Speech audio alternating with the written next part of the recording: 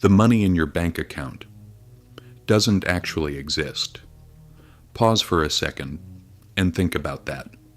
Not as a metaphor, not as a conspiracy, but as a literal description. We check our balances, we see numbers on a screen, and we call it money. But what we're really looking at is a promise, a chain of promises, built on top of other promises, and as long as everyone believes, the system holds.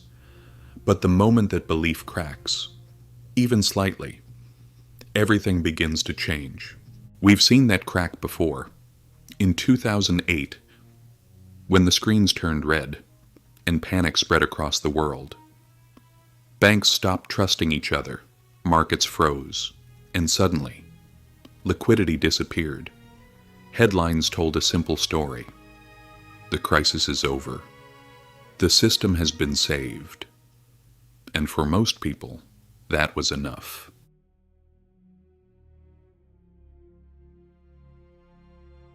Because life continued, stock markets recovered, companies posted profits, cities kept moving. But beneath the surface, something fundamental had shifted. So let's ask the uncomfortable question. What exactly was saved? The system itself, or the debts that held it together?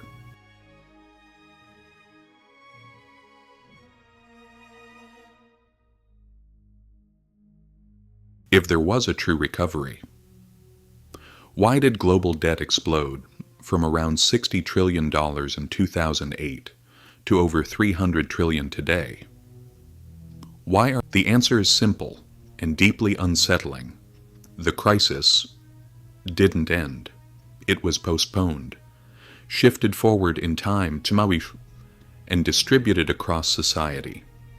And whether you realize it or not, you are part of that cost.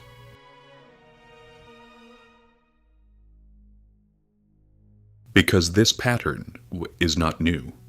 In the late Roman Empire, when resources ran dry, they faced a similar dilemma.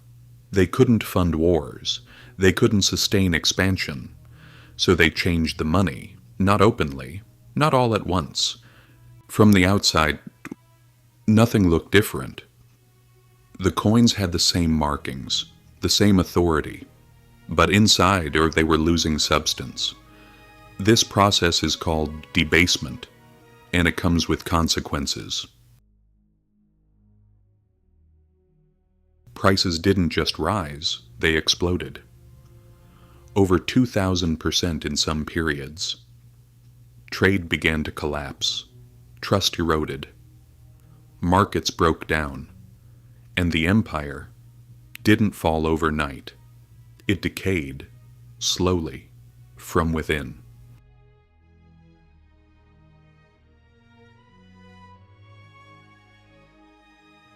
Now look at today. Since 2008, central banks have created trillions. They call it quantitative easing. It sounds technical, controlled, modern. History gives us another example. 16th century Spain, an empire flooded with gold and silver from the Americas. On paper, they were unimaginably rich, but wealth isn't just what you own, it's what you produce. Instead of investing in productivity, they expanded their military, they borrowed more, they spent more, and eventually, they collapsed under the weight of their own excess. Spain went bankrupt. Today the pattern repeats, but in a different form. We call it asset inflation. Companies don't always build value. They buy back their own shares. Central banks inject liquidity. But that feeling is fragile. Because it's not grounded in real production, it's driven by liquidity. And when that flow slows, the illusion breaks. Let's go deeper into 2008, because the surface explanation misses the real mechanism. Interest rates were pushed down to historic lows. Money became cheap, too cheap. Banks didn't just lend money, they multiplied it through a system called fractional reserve banking, A single deposit can generate multiple layers of credit. Money expands, not from production, but from lending.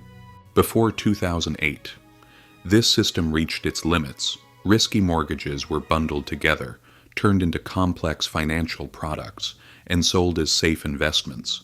Institutions around the world bought in, because the system appeared stable, until it wasn't.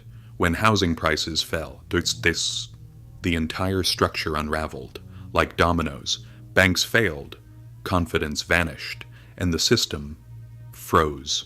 Government stepped in. They said it was necessary. They said they had to save the system. But look closely. Who was actually saved? The institutions, the financial core. And who absorbed the losses? The public, through bailouts, through inflation, through long-term debt.